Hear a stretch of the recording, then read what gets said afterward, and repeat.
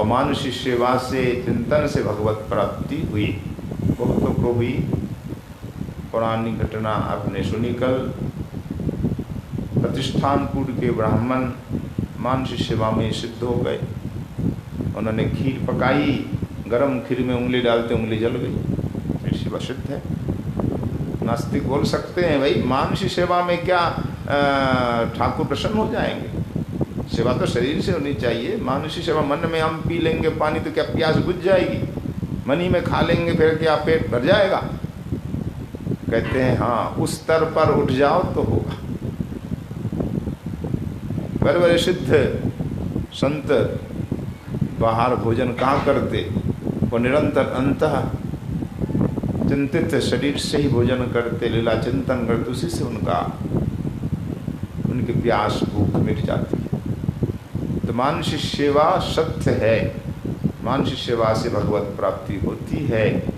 दिखाने के लिए अनेक उदाहरण हैं। कल 3-4 उदाहरण की चर्चा हुई। एक तो प्रतिष्ठानपुर के ब्राह्मण, मानुषी सेवा सत्य इसलिए उंगली दोनों जल गई। मानुषी सेवा सत्य है। मानुषी सेवा में खीर खाई तो रघुनाथ दास गोस्वामी जी को देखो उल्टी हुई इस शरीर से। इससे बढ़कर क्या प्रमाण चाहिए हमको?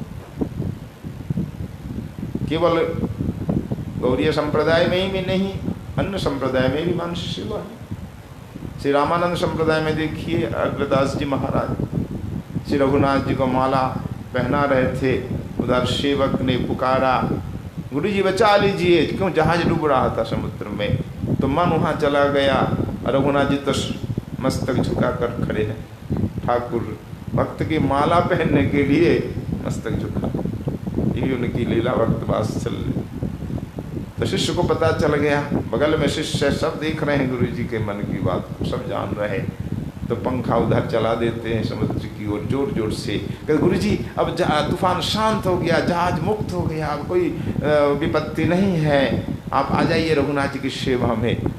तब आकर के माला धारण कराते हैं। फिर कहते बोल लो कौन, किसने कहा? तो देखा ये नाभादास नारायण जी। तो मानुषी सेवा सत्य है। रघुनाथ जी झुके थे, मानुषी सेवा ले रहे थे। कई उदाहरण हैं। एक भक्त तो ऐसे, एक जैसे अन्वय व्यतिरेक उदाहरण होता है ना। एक भक्त श्रद्धापूर्वक नहीं कर रहे थे मानुषी सेवा, केवल खर्चे के डर से कर रहे थे। कोई खर्चा नहीं हो, मानुषी सेवा में कोई खर्चा है नहीं। तो ठाकुर को दूध भोग लगा रहे थे, दूध में शक्कर ज़्यादा गिर गई तो अरे इतनी शक्कर गिर गई, आधी ते काम चल जाता और आधी शक्कर बेकार जा रही है तो उठा ही लो, अभी पिघली नहीं है चीनी। तो जैसे कटोरा में हाथ डाला चीनी उठाने के लिए कि बाहर रख में सूख जाएगी, कल के लिए फिर काम आ जाएगी। जैसे हाथ दिया तो ठाकुर जी प्रकट हो गए। अरे सेठ, मानुषी सेवा में तुझे खर्च का डर, और ये कितना चतुर है। अरे ठाकुर प्रकट हो गए। नहीं नहीं, अब डर से नहीं, मैं तो सोच रहा था इतनी शक्कर गिर गई, इतना मीठा दूध पियेंगे कैसे इसलिए मैं हटाना चाहता। देखिए कैसे भी सेवा करो ठाकुर प्रसन्न। जैसे भगवान नाम कैसे भी लो उल्टा सीधा तो भगवान कृपा करते हैं ना। उल्टा नाम जपत जग जाना, वाल्मीकि भय ब्रह्म समाना। कैसे भी नाम लो, भाव कुभाव अनस अलसन अनख अलसहूँ, नाम जपत दस मंगल दिशि दसों। चाहे भाव से लो, कुभाव से लो, अनख यानी क्रोध से लो या आलस से लो तो मंगल होगा ही। किसको हुआ? भाव सहित शंकर जपे कुभाव मुनिबान, और कुंभकर्ण आलस जपे अनख जपे 10 भाल। देखो 4 उदाहरण है। भाव सहित कौन जपते? शंकर भगवान। कुभाव मुनिबाल वाल्मीकि मरा मरा जप कर प्राप्त किया भगवान को, और आलस कुंभकर्ण नींद पूरी हुई नहीं, उठकर राम राम बोल रहा था, कौन है राम, और क्रोध से रावण राम नाम ले रहा था। पर चारों को भगवत प्राप्ति हुई।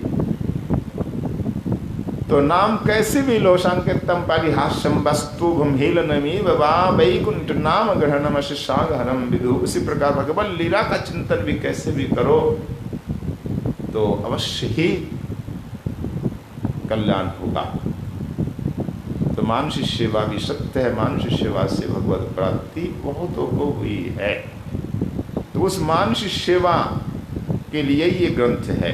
लीलामृत मानुषी सेवा, मानुषी लीला चिंतन के लिए है। ऐसे साधक के जीवन आधार है ये ग्रंथ। लीलामृत मानुषी चिंतन करने वाले, मानुषी सेवा करने वाले जो साधक है उनके लिए क्या है? जीवन आधार है। गोविंद लीलामृत के बिना मानुषी चिंतन संभव नहीं। मानुषी सेवा गोविंद लीलामृत से ही हमें प्राप्त हुआ है। भागवत में और शास्त्रों में है पर इतना विस्तार तो नहीं है ना। लीला चिंतन के लिए कोई विशेष ग्रंथ नहीं था पहले। ठाकुर का रूप का चिंतन आदि आदि का वर्णन है किसी ग्रंथ में एक अध्याय के रूप में, कहीं कुछ थोड़ा बहुत।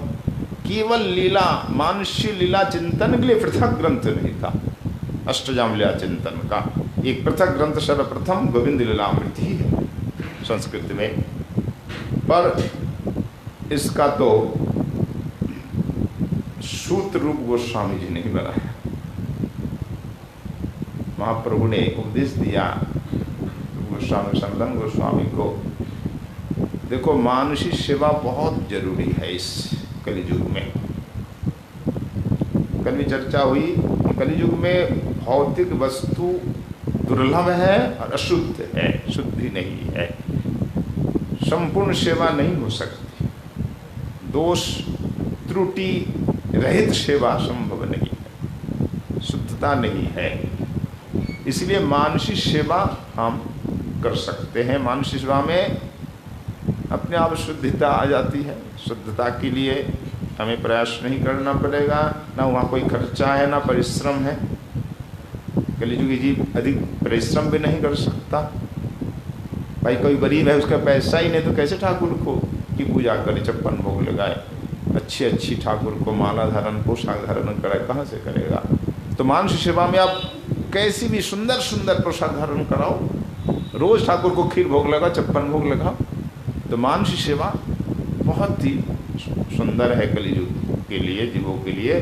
और उसके लिए अधिकारी भी तो चाहिए, हर कोई नहीं कर सकता। अधिकारी कौन है? श्री रूप गोस्वामी पाद ने सब कुछ कह दिया। भक्ति रसायन सिंधु में महाप्रभु ने जो कुछ कहा, कृपा पूर्वक महाप्रभु के मनोभीष्ट की स्थापना तो रूप गोस्वामी ने की है। चैतन्य मनोभीष्ट स्थापितम ये न पुत्र स्वयं रूप कदा मह्यम ददाति स्वपदांतिकम।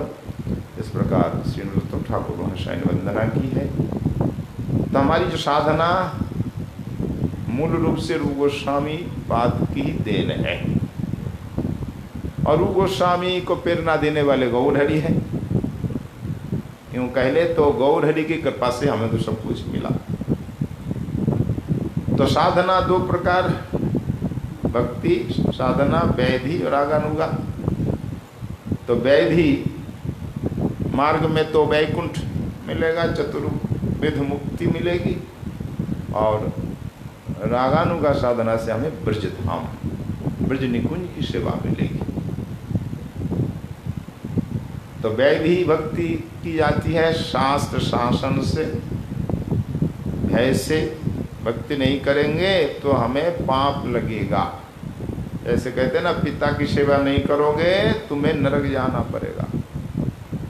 तो ठाकुर की सेवा नहीं करोगे तुम्हें पाप लगेगा, नरक जाना पड़ेगा।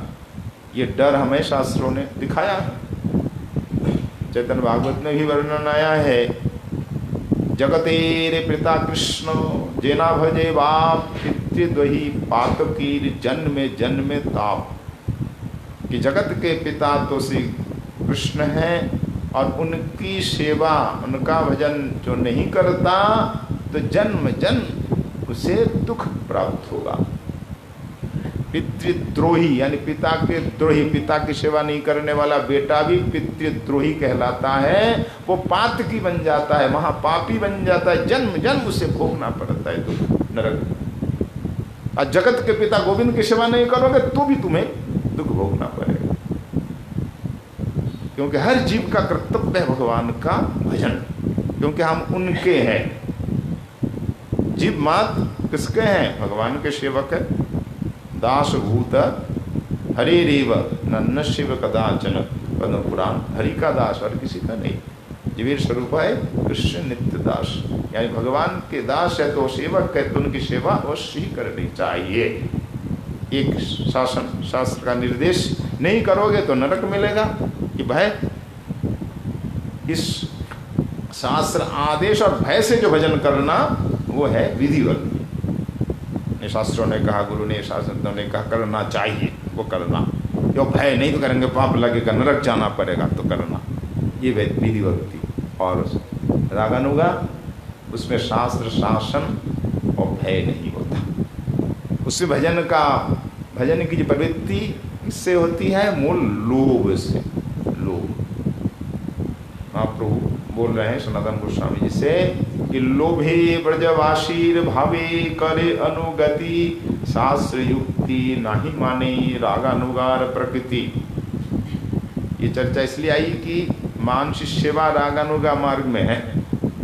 रागानुगा मार्ग के अंतर्गत ही बताया गया चैतन्य चरितामृत में कि रागानुगा, तो इसका मतलब राग भक्ति एक है, उसकी अनुगा। तो राग भक्ति कौन सी है? जिसका नाम दिया गया हमारे यहाँ रागात्मिका भक्ति। उसका राग भक्ति बोल सकते हो, रागमयी भक्ति बोल सकते हो, कई नाम है। मूल नाम रागात्मिका भक्ति। वल्लभ संप्रदाय में इसी को पुष्टि भक्ति कहते हैं, और विधि भक्ति को, वैधि को मर्यादा भक्ति कहते हैं। तसी रूप गोस्वामी पाद ने कहा है रागात्मिका भक्ति पहले वो ब्रजवासियों में है, नित्य सिद्ध परिकरों में है। हम तो जीव है ना, और नित्य सिद्ध परिकर ब्रजवासी को जीव नहीं होते, वो है स्वरूप शक्ति के विलास। गोपी है, मंजरी है, सखा है, क्या ये जीव है? वो सब स्वरूप शक्ति के विलास, सर्वशक्ति के रूप। और हम हैं जीव, तटस्थ शक्ति। स्वरूप शक्ति तटस्थ अंतर है बहुत। वो स्वरूप शक्ति स्वरूप में स्थित भगवान के अभिन्न है, जीव अभिन्न नहीं हो जाता, तटस्थ शक्ति का है। तो जीव और नित्य परिकर में बहुत अंतर है। तो ये रागात्मिका भक्ति नित्य परिकरों में है, जो भगवान के स्वरूप शक्ति। और जीव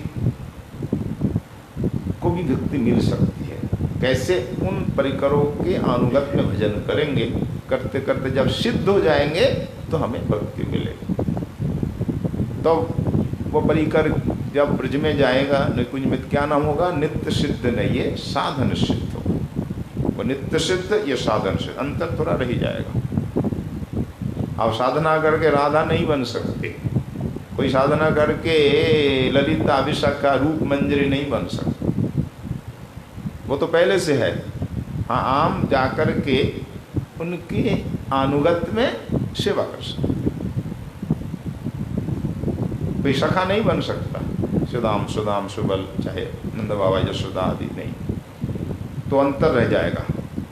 ये नित्य सिद्ध और ये साधन सिद्ध, हम जीव हो सर्व शक्ति के विलास। तो उनके पास जो भक्ति है ब्रज के परिकरों में, वो रागात्मिका भक्ति है।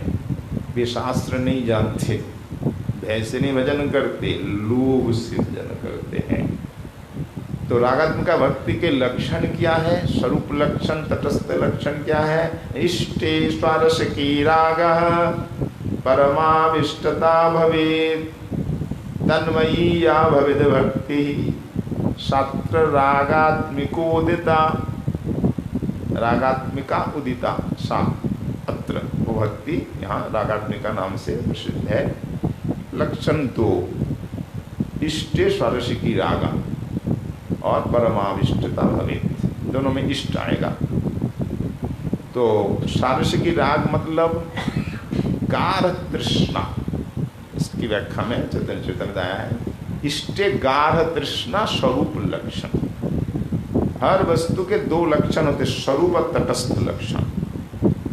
स्वरूप लक्षण रागात्मिका भक्ति का है इष्ट में गाढ़ तृष्णा, उत्कट तृष्णा, इसके बिना रहा नहीं जाए, एक। और परमाविष्टता, ये तटस्थ लक्षण, जिससे हम भक्ति को देख सकते, देखो ये भक्ति है।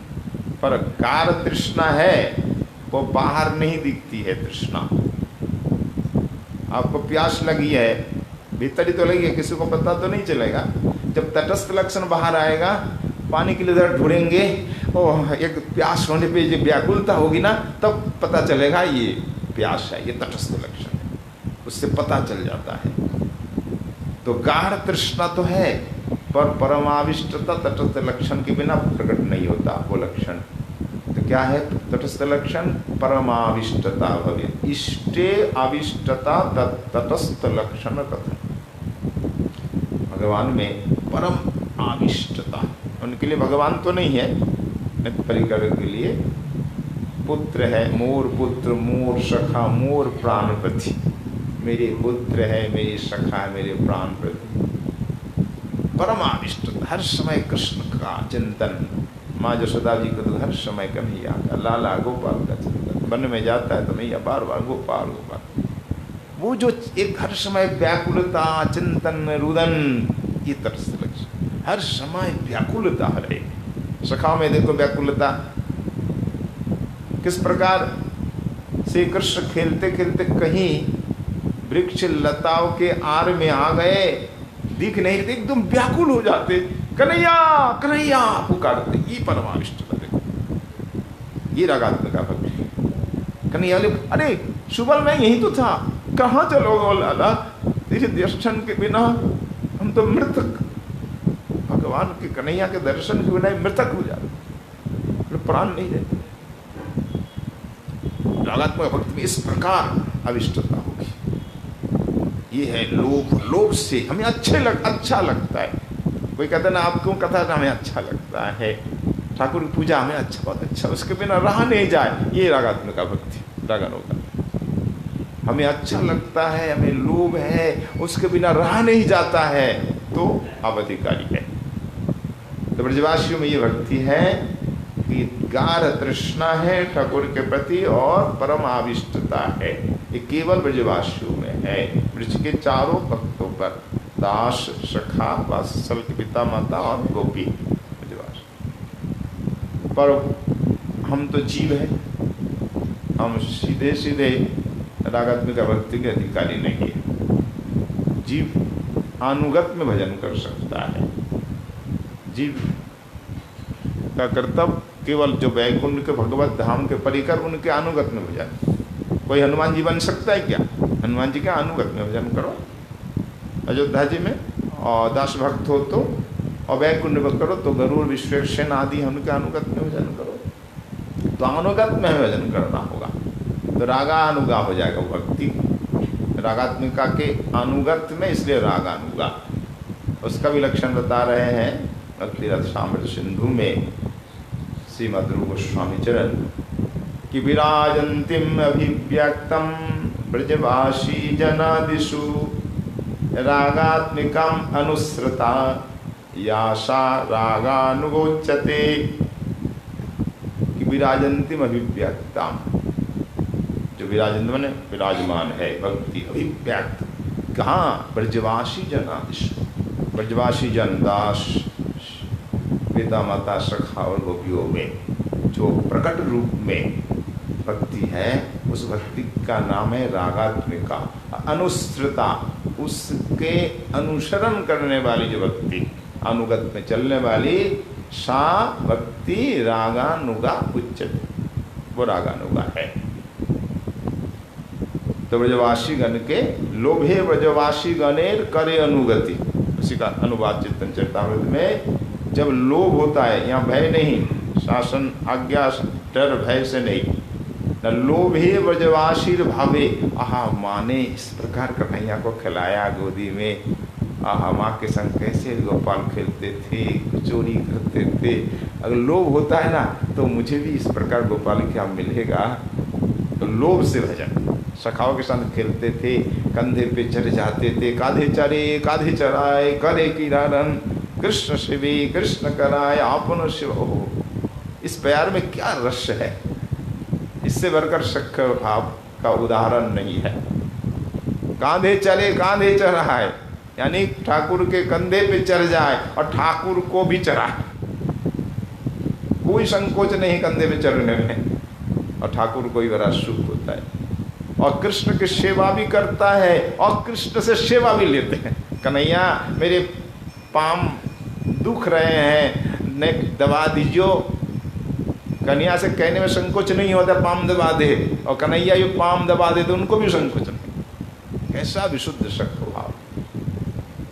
तो ये लीला सुनकर कर किसी को लोभ होता है, हाँ मैं भी सखा होता, कन्हैया के संग खेलता, तो लोभ से भजन सुन करके गोपियों का यानी माता पिता का वत्सल सुनकर, सखाओं का सख्य भाव सुन करके, गोपियों का मधुर भाव सुन करके अगर किसको लोभ हुआ, लोभ से भजन किया, तो वह रागानुगा भजन। तो रागानुगा की प्रकृति स्वभाव क्या है? लोभे ब्रजवासी गणेर करे अनुगति, शास्त्र युक्ति नहीं माने रागानुगार प्रकृति। शास्त्र युक्ति नहीं मानता, ये रागानुगा प्रकृति। आप कहोगे शास्त्र का ये तो विरोध है, ठाकुर के कंधे पे चढ़ना, कि ठाकुर हमारे सेवक है, हम कैसे चढ़ सकते हैं?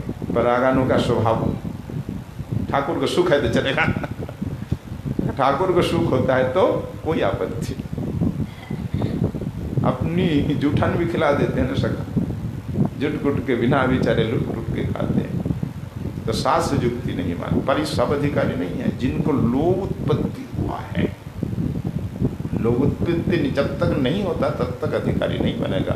कोई कहे मैं भी रागानुगा भक्ति करता, मैं भी ठाकुर को जूठा खिलाता हूँ तो पाप होगा, वो भक्ति नहीं है। जो कहते मैं खिलाता हूँ, पर रागानुगा भक्ति में जो डूब जाता खिलाता है, कहता नहीं वो मैं खिलाता हूँ जूठा, ये तो गर्व से कहने वाला भक्ति नहीं। भक्ति तो माधुर्य में लुप्त जब हो जाता है सुन सुनकर। भक्ति रसामृत सिंधुनी बोल रहे हैं, अधिकारी कौन है? तत्तद भावादि माधुर्ये श्रुते धीरजत अपेक्षते नात्र शास्त्रम न युक्तिम च लोभोत्पत्ति लक्षण। देखिए, लोभ उत्पत्ति शास्त्र युक्ति से नहीं होती। शास्त्र कहने से लोभ हो जाएगा क्या? शास्त्र के आदेश से आपको डर हो सकता है, अरे नहीं करना चाहिए, पर शास्त्र के कहने पर लोभ नहीं हो जाएगा। लोभ ये भाग्य से होता है, लौल्य या लोभ किसी के कहने से नहीं हो जाता। ये कृपा साध्य है, कृपा से। ठाकुर में लोभ क्या ही कोई सहज वस्तु है? वृंदावन धाम में लोभ, ठाकुर में लोभ, प्रसाद में लोभ, भगवत कथा में नाम में लोभ, तो बहुत सौभाग्य से अनेक जन्म जन्मांतर की सुकृति होगी तब लोभ उत्पन्न होता है। वो सुकृति भी संत कृपा से, बिना लोभ कुछ नहीं। लोल्लम एवं मूल्यम एकलम, एकमात्र लोल्य ही मूल्य है और कोई मूल्य नहीं है भक्ति पाने की। तो जिनको लोभ हुआ है ठाकुर के प्रति, नाम के, लीला के, रूप के, कथा के प्रति, पूर्व जन्म के संस्कार से या किसी संत महापुरुष की कृपा से, तो कारण से लोभ उत्पत्ति होती है। तो लोभ उत्पत्ति होने पर वो रागानुगा भक्ति का अधिकारी बन जाता है। अब रागानुगा भक्ति के साधन क्या है? महाप्रभु ने साधन गोस्वामी जी से कहा, दो साधन है, बाह्य अभ्यंतरिहार द्वैत साधन। रागानुगा भक्ति की चर्चा में ही ये प्रसंग नहीं, रागानुगा के अंतर्गत हुआ ये मानसी सेवा भी, कि बाह्य अभ्यंतरिहार द्वैत साधन। बाह्य साधक देह करे श्रवण कीर्तन। तो दो साधना बताई, बाह्य साधन, एक अभ्यंतर साधन या अंतर साधन। तो बाह्य साधन क्या है? साधक देह करे श्रवण कीर्तन, इस शरीर से भगवत लीला कथा का श्रवण कीर्तन करना, पूजा आदि करना, परिक्रमा करना, दर्शन करना, प्रणाम करना, रसोई बनाना, श्रृंगार करना, सब ये शरीर वाचिकी काई की सेवा। और अंतर साधन क्या, अभ्यंतर साधन क्या है न, माने निज सिद्ध देह करिया भावन, रात्रि दिने करे ब्रजे कृष्ण सेवन। मन में सिद्ध देह की भावना करनी होगी, इस शरीर से सेवा नहीं होगी। भगवान की सेवा ये भौतिक शरीर से संभव रूप से नहीं होगी। हम कर तो रहे हैं मूर्ति की सेवा, पर इस शरीर से, इन इंद्रियों से सचमुच जो सेवा है वो नहीं हो पाती। उसके लिए ठाकुर से प्रार्थना करनी होगी, प्रभु हमें सेवा की योग्यता दो। तो सेवा की योग्यता वो सिद्ध शरीर प्राप्त होने पर तब वास्तविक सेवा होगी। जैसे आज हम नाम ले रहे हैं, ये वास्तविक नाम लेना नहीं है, नामाभास या नाम अपराध भी बोलना।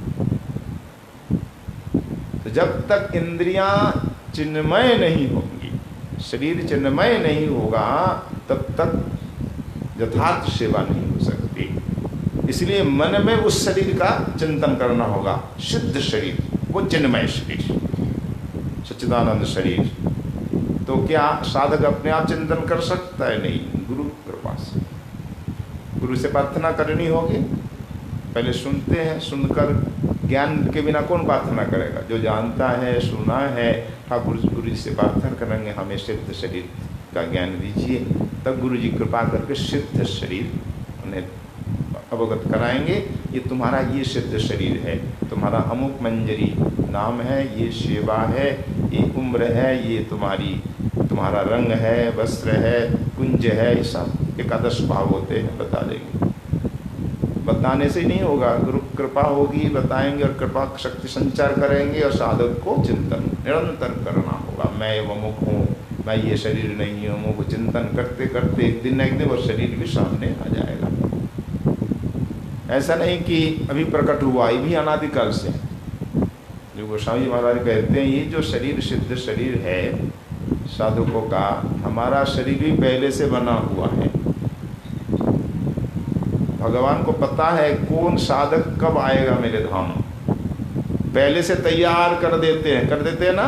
ध्रुव चरित्र देखिए, ध्रुव जी आएंगे, पहले से वैकुंठ निर्माण हो रहा है ना, यही प्रमाण है। नारद जी बोले, क्या प्रभु आजकल व्यस्त चल रहे हैं आप? अरे बताना, क्या बताऊं, मेरे भक्त आने वाले, उसके लिए वैकुंठ बना रहा हूँ। अच्छा, कौन है भक्त? उत्तानपाद का बेटा। अच्छा, वो अभी तो जन्म में लिया है, कब आएगा? पहले से, हाँ, पहले से तैयारी करनी पड़ती है ना। तो भगवान पहले से सब तैयार कर रखे हैं। कौन भक्त कब आएगा उनको सब पता है, तो उससे पहले सब तैयार है। नित्य है सब, अनित्य नहीं। तो गुरु जी भी सिद्ध होंगे, तब उनको पता चलेगा वह शरीर वहाँ निकुंज में है, तुम्हारा ये नाम है। कि वह काल्पनिक भी नहीं होना चाहिए। गुरु जी को ही पता चल जाए, भजन से चल जाता है, तो वो शरीर बता, ये तुम्हारा शरीर है, ये रूप नाम लीला सब बता देंगे। तब उसका चिंतन निरंतर करते करते करते करते वो शरीर आपको प्राप्त हो जाएगा। जैसे प्रेम स्तर पर हम पहुंच जाएंगे, वो शरीर आपको मिल जाएगा। कैसे? सिद्ध होने पर योगमाया उस शरीर में जीवात्मा को प्रवेश करा दी, तब वो शरीर चलने फिरने लगेगा। वो शरीर सब स्टैचू के रूप में है, इस समय तैयार है ब्रज निकुंज में। पर जैसे यहाँ से साधक सिद्ध होकर जाएगा, जीवात्मा जैसे प्रवेश किया और वो चलने लग गया।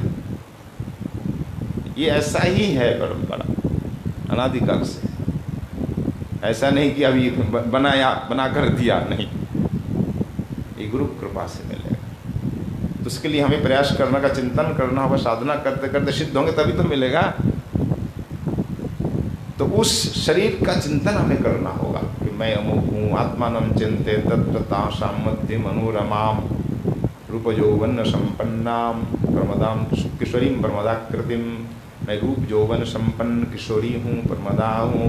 अब बहुत सुंदर मेरा रूप है, ये उम्र है, ये सेवा है। इस प्रकार निरंतर चिंतन करना होगा। उस सिद्ध शरीर का चिंतन करके दिन रात राधा कृष्ण की सेवा में करनी होगी। ये मानसिक सेवा है, ये आंतरिक सेवा, अभ्यंतर सेवा। ये भजन जो हमारे साधक जन है, अंतरंग ऋषि भक्त करते हैं, जब मंत्र स्मरण या नाम जप करते उस समय लीला का स्मरण करते हैं। और जिनको अभ्यास हो गया, चलते फिरते भी होता है, हर समय मन एक मन उधर रहता है, किधर एक लीला चिंतन में डूबा रहता है और बाह्य शरीर से सेवा भी कर रहा है, अभ्यास बस उधर भी चल रहा है। पर ये तो सिद्धों के लिए, नहीं तो प्रयास करना पड़ता है। भजन के समय स्मरण करते हैं। तो रात्रि दिने प्रभु ने कहा दिन रात करना होगा, केवल 1 घंटा में नाम जप क्या किया ना, दिन रात, तभी सिद्ध हो जाओगे। तो रात्रि दिने करे ब्रजे कृष्णेर सेवन, सिद्ध शरीर से, मंजरी शरीर से। और कैसे करोगे, बताया कि निजाभिष्ट कृष्ण पृष्ठ पाछे तो लागिया, निरंतर सेवा करे अंतर मना भैया। अंतर मना होकर निरंतर सेवा करनी होगी। निजाभिष्ट, आपका जो अभिष्ट है उनके पीछे पीछे, प्रियतम जो आपके हैं गुरु, उनके पीछे पीछे। आप दास भक्त हैं तो रक्तक पत्रक आदि उनके पीछे पीछे आपको सेवा करनी। आप सख रस के भक्त हैं तो सुबल सुदामा आदि सखाओं के पीछे पीछे करना होगा। आप वात्सल भक्त हैं तो पिता माता नंद जसोदा के पीछे पीछे करना होगा। अगर आप गोपी भाव के हैं तो राधा आदि के पीछे पीछे, सखी भाव है तो ललिता सखी के पीछे पीछे, मंजरी भाव है तो सिर्फ मंजरी के पीछे पीछे भजन करना। मधुर में भी 3 भाव आ जाता है, गोपी भाव, सखी भाव, मंजरी भाव। तो सेवा साधक रूपेण सिद्ध रूपेण जात्र ही।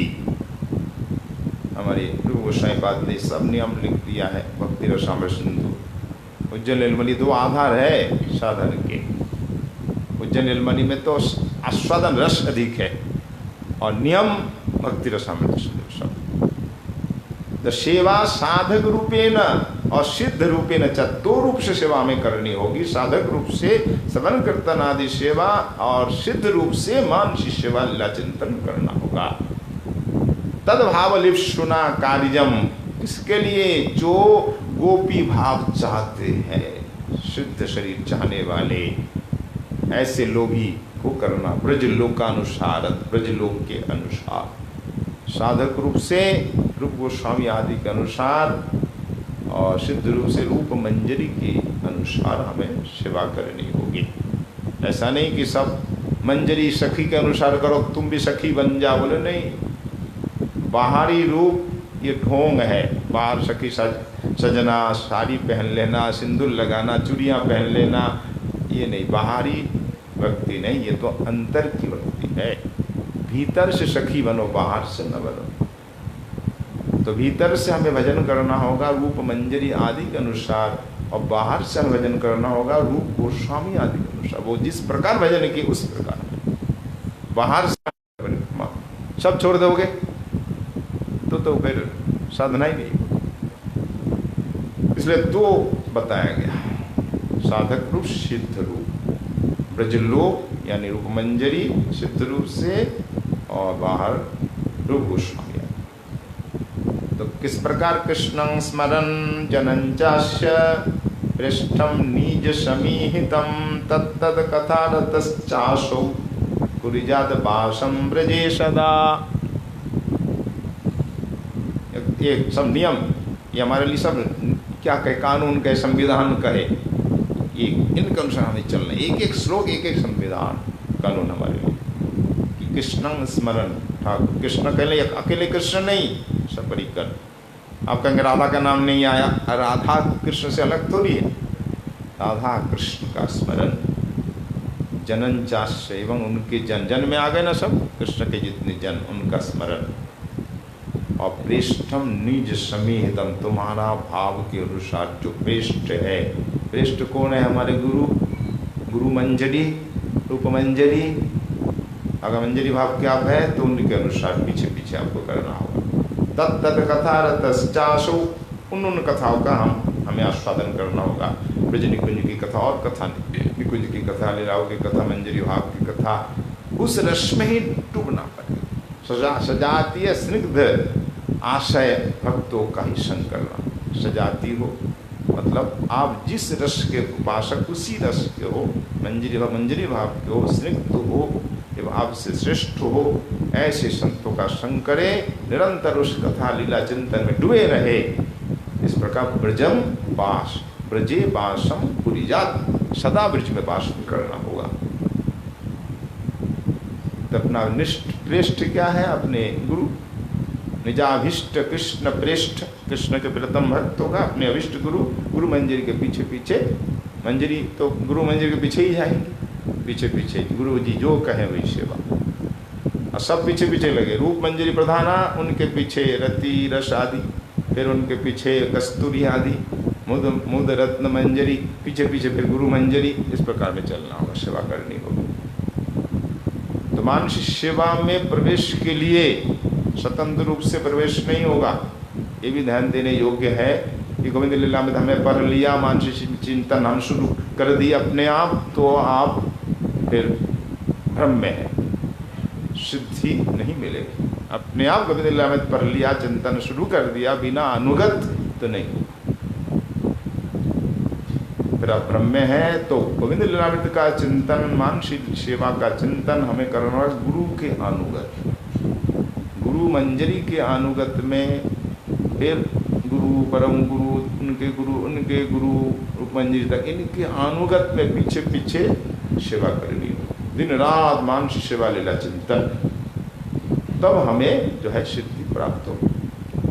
गोविंद लीलामृत का स्वादन और निज सिद्ध स्वरूप का चिंतन और गुरुओं के अनुगत चलकर ही हम पहुंच सकते हैं, स्वतंत्र रूप से नहीं पहुंच सकते। जैसे 3 बात हुई, दिन रात ब्रजलीला का चिंतन, कथा कीर्तन और अपने मानसिक शरीर का चिंतन करते हुए करना होगा। तो तीसरी न गुरु के अनुगत, गुरु मंजरी की, तो हम अवश्य ही अपने लक्ष्य पर पहुंचेंगे।